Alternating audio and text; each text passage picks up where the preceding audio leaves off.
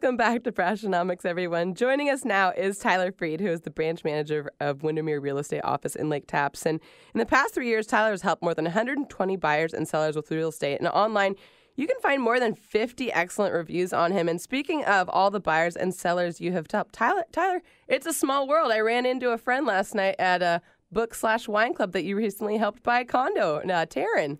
Yeah, Taryn's great. How is that book/wine club treating you? Well, there's a lot less reading done than we originally hoped for. Fun.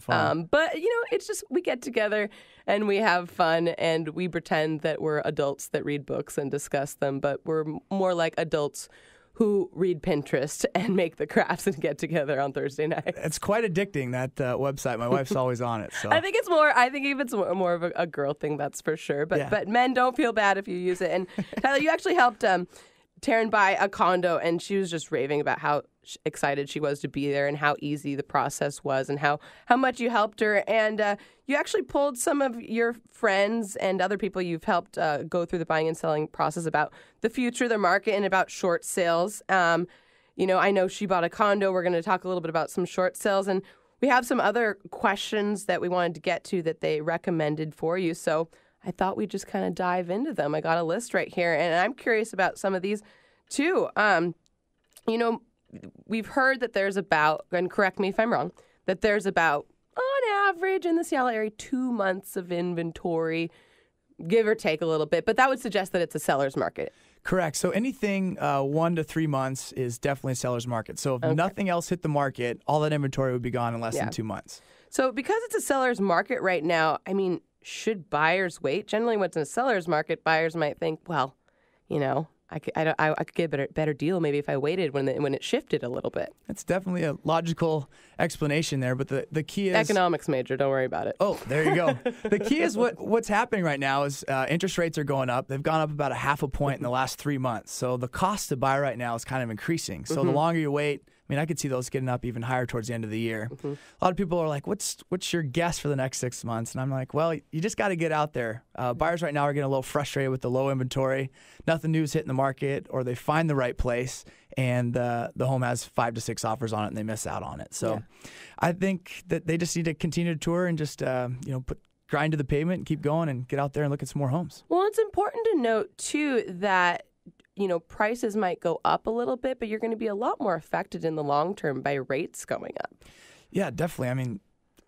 All the areas around the Puget Sound right now are rising in prices with this low inventory and the multiple offers driving prices up. But yeah, you're locked in at these interest rates for the life of the loan. And especially, we're going to talk about it a little bit, but the FHA private mortgage insurance, that's going to be locked in for the life of the loan now, not 5 years like it was in the past. So if you're holding on that loan the whole 30 years, it gets pretty pricey. Yeah, and we just touched on this a little bit, but, what do you think what are some things that buyers really need to know today about entering the market and what to expect, just about how the market's going or even rates too? Well, that was one of the questions the guy that we were chatting about earlier asked yesterday. He's like, well, I'm from Nashville. I don't really know the area well. What do I have to look for? So I always say, hey, schools are going to be the biggest driving force, no matter where you are in the state. If you're surrounded by a good school district, those values are going to continue to hold up. Yeah. Those are a huge part of it. And then walk scores, commute and being able to walk. That's why Seattle does so well, is because people can walk right to the buildings there. So that's always a really strong part of it. So, and then employment, how close are the jobs? Yeah. So having those three, that's like the top three. That's why these Bellevue and Seattle areas are doing so well. And that's what you want to look for. That's the areas you want to be. So. And that's where prices and houses are probably going to be the most competitive too, I imagine. Exactly. So. And coming from Nashville, though, I imagine that there's a lot longer conversation that introduces them to the Seattle market than maybe someone who's been living here for a while too. Right. You learn a lot from your friends that have bought places, and you always want to be close to those guys and where they're living at. But he was brand new to the area, and it was kind of fun just to sit down and chat with him. You might think West Seattle is a great place to live if you work in Bellevue, but that might not be the case. Yeah, it's kind of a commute. Yeah, commute is such a big part of all of it. So and we kind of talked a little bit about what a seller's market is a few minutes ago. But do you have any insight or explanation that you can kind of give people why it is a seller's market right now? Because a year ago there was tons of homes on the market. Yeah, so inventory is down about 40% year over year. So it's basically that's almost half of all the inventory, right? So by getting rid of all these houses, there's just so much competition for buyers right now. So the sellers are just kind of sitting back, putting the home on the market and, listing it a little higher than their neighbor's home sold for a couple months ago, and they're getting offers in. So it's such a good position for the sellers to be in right now. But it seems like obviously not as many sellers are coming on the market as homes are disappearing, but it seems like there's a little bit of a halt, or people are a little nervous to do that, or some other reason that I don't know about why sellers aren't coming on the market. I mean, it seems it's a little frustrating for buyers right now that there aren't more homes available.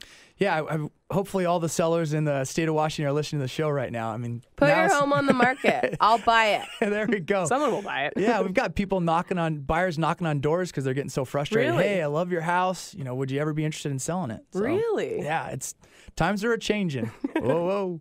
Are you going to sing for me? Maybe later.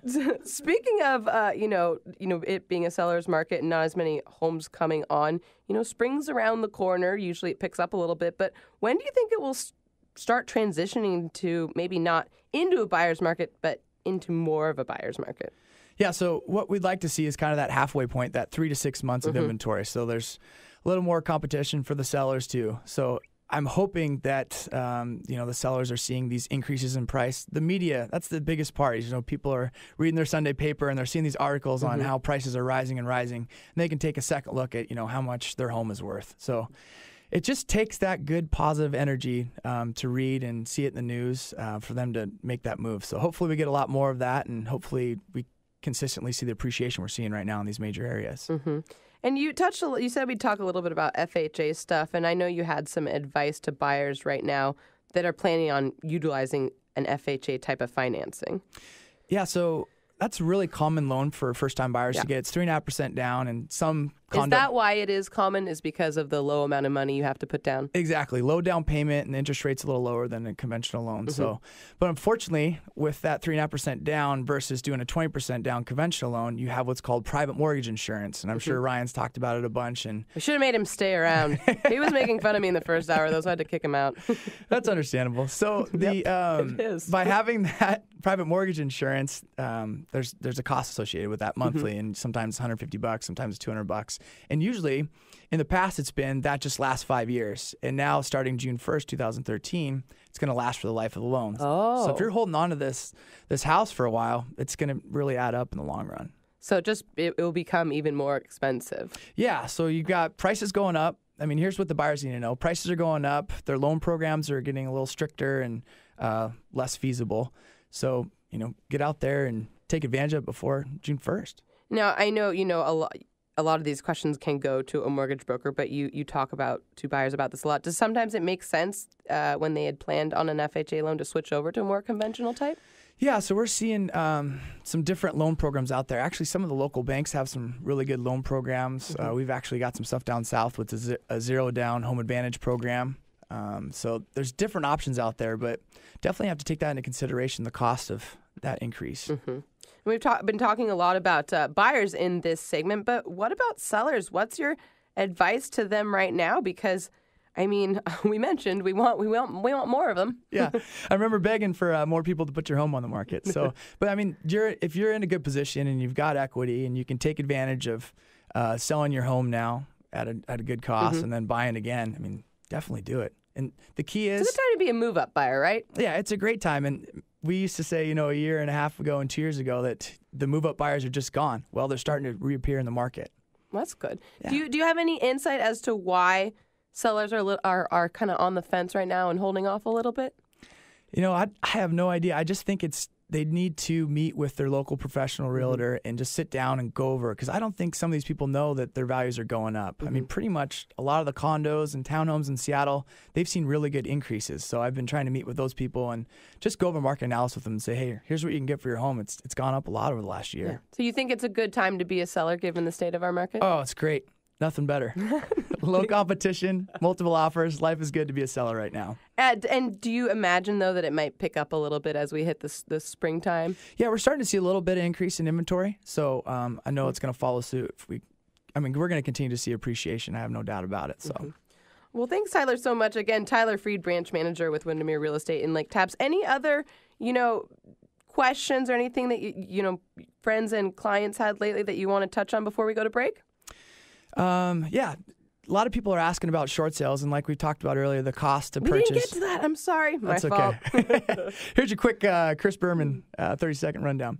So they've got these short sales that, on average, if you get a good one, get lucky, it's going to close in 5 months or less. But some of these are taking 7, 8, 9, 10 months. So if you're a buyer and you need to move and you're trying to utilize FHA, steer clear of the short sales. That's the big rundown there for you. Okay. And it is an option for someone who maybe just doesn't have as pressing of a timeline. Yeah, it's actually a great option. You know, some of these properties are 15% below market. It's just the waiting game. And the reason it takes so long, even though it is called a short sale, the reason it takes so long is because these banks, these big banks, Chase and Wells Fargo and Bank of America, they're getting thousands of these a day. So you're just one of many. Yeah, so basically it's kind of your job to ask the right questions for your buyer to figure out if it is a viable option. Because for some people, it's going to be, but for some, it's really not a good way to go. Yeah, when I'm sitting down meeting with them for a buyer counseling session, that's a big thing. We go over this, we explain what they are and whatnot, but the biggest thing is they can utilize the discounted pricing on getting a bank-owned home. So really push for those REO foreclosures. Yeah. Well, thanks so much for joining us. Again, Tyler Freed, branch manager with Windermere Real Estate Lake Tapps.